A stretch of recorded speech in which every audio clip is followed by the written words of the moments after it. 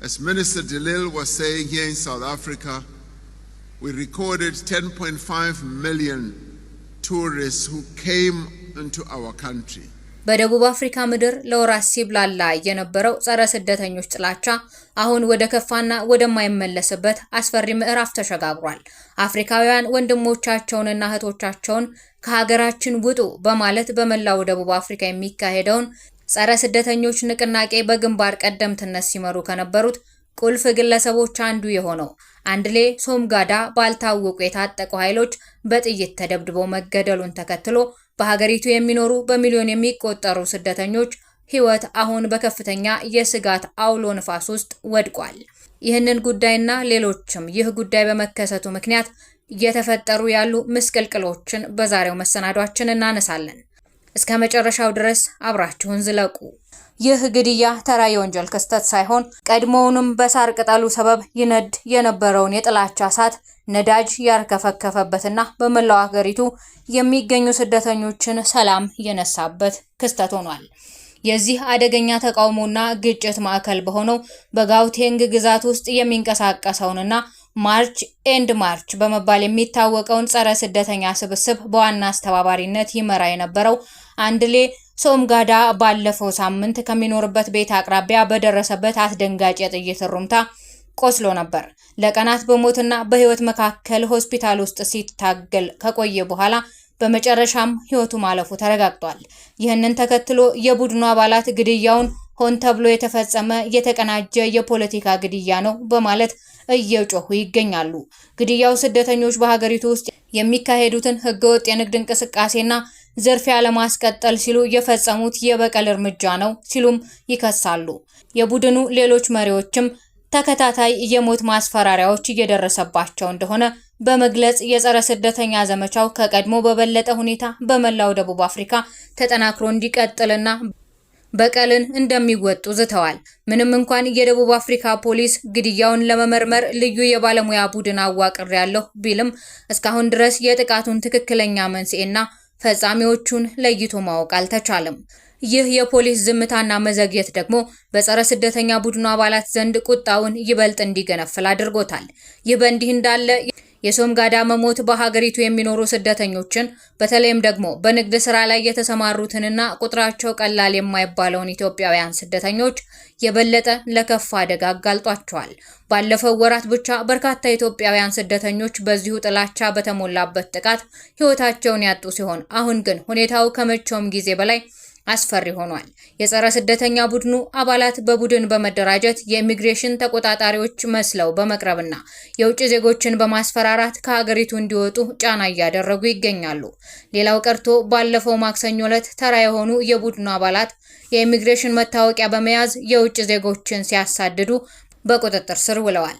ይህ የሚያሳየው ጥቃቱ ከመንግስት ቁጥጥር ውጪ በሆነ መልኩ ወደ ግለሰቦችና ወደ ተደራጁ የወሮበሎች ቡድን እጅ እየገባ መሆኑን ነው። ደቡብ አፍሪካውያን ለዚህ የጥላቻ ዘመቻቸው እንደ ዋነኛ ምክንያት የሚያቀርቡት በሀገሪቱ ያለውን ከፍተኛ የስራ አጥነት መጠንና በህዝባዊ አገልግሎቶች ላይ የደረሰውን ጫና ነው። እንደ ተቃዋሚዎቹ ገለጻ ሀገሪቱ ካላት ከ30 እስከ 40 ከመቶ የሚደርስ የስራ አጥ ቁጥር እንዲሁም በሆስፒታሎች፣ በትምህርት ቤቶችና በመሰረተ ልማቶች ላይ ለተፈጠረው እጥረት ተጠያቂዎቹ ህገወጥ ስደተኞች ናቸው። ሆኖም ይህንን ክስ የብዙሃን ዲፕሎማቶችና ምሁራን አይቀበሉትም። በደቡብ አፍሪካ የናይጄሪያ ከፍተኛ ዲፕሎማት የሆኑት ኦኬ ኡቼ ለቢቢሲ በሰጡት ማብራሪያ በሀገሪቱ ውስጥ ያሉት ስደተኞች ጠቅላላ ቁጥር ከ8 በመቶ የማይበልጥ በመሆኑ ለሀገሪቱ ዘርፈ ብዙ ኢኮኖሚያዊና ማህበራዊ ቀውሶች ሁሉ ስደተኞችን ብቸኛ ተጠያቂ ማድረግ ፍጹም ስህተትና ኃላፊነት የጎደለው ድርጊት መሆኑን በጽኑ ተከራክረዋል። የስደተኞች መብት መረገጥና ግድያው በዚሁ ከቀጠለ መላ ሀገሪቱ ወደ ለየለት ብጥብጥ ውስጥ ልትገባ እንደምትችል የሰጉት የአፍሪካ ሀገራት ዜጎቻቸውን ከደቡብ አፍሪካ በጅምላ ማስወጣት ጀምረዋል። ባለፉት ጥቂት ሳምንታት ብቻ እንደ ኡጋንዳ፣ ኬንያ፣ ናይጄሪያ፣ ዚምባብዌ፣ ማላዊ፣ ጋናና ሞዛምቢክ ያሉ ሀገራት በደህንነት ስጋት ምክንያት ሀገሪቱን ለቀው ለመውጣት የተጠየቁ በሺዎች የሚቆጠሩ ዜጎቻቸውን በራሳቸው ወጪ ወደ ሀገራቸው መልሰዋል። የደቡብ አፍሪካ መንግስት በበኩሉ በአንድ በኩል በውጭ ዜጎች ላይ የሚፈጸመውን ጥቃት አጥብቆ እንደሚኮንን ቢገልጽም በሌላ በኩል ግን ከተለያዩ አቅጣጫዎች የሚደርስበትን የፖለቲካ ጫና ለመቀነስ በሚመስል መልኩ ከ53,000 በላይ የውጭ ዜጎችን ከሀገር አባሯል። ነገር ግን የደቡብ አፍሪካ መንግስት እየተከተለው ያለው ፖሊሲ እርስ በርሱ የሚጋጭና ግራ የሚያጋባ ነው።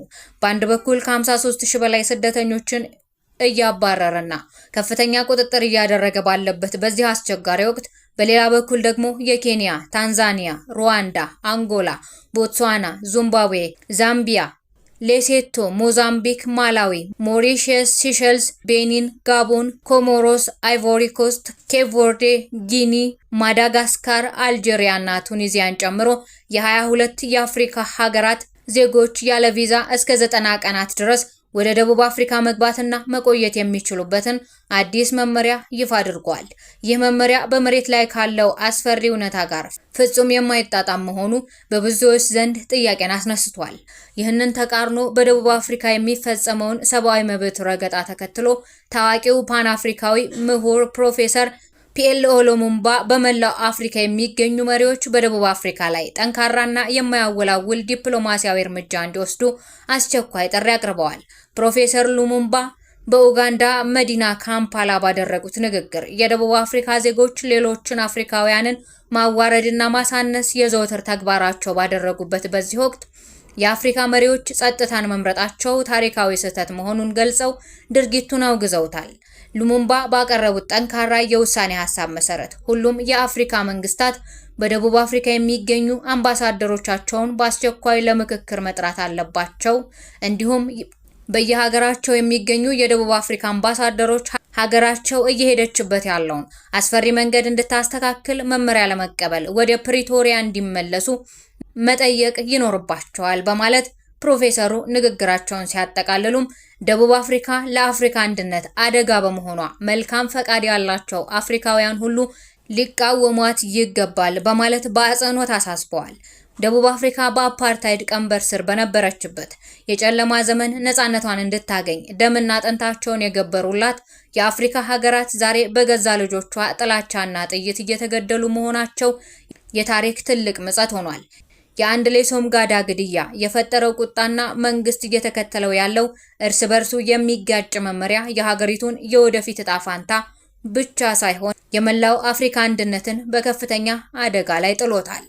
ውድ የሽርሽር ኢትዮጵያ ቤተሰቦች የዛሬ መሰናዷችን ይህንን ይመስል ነበር። በሌላ መሰናዶ እስከምንገናኝ ድረስ ፈጣሪ ቸሩን ያሰማን።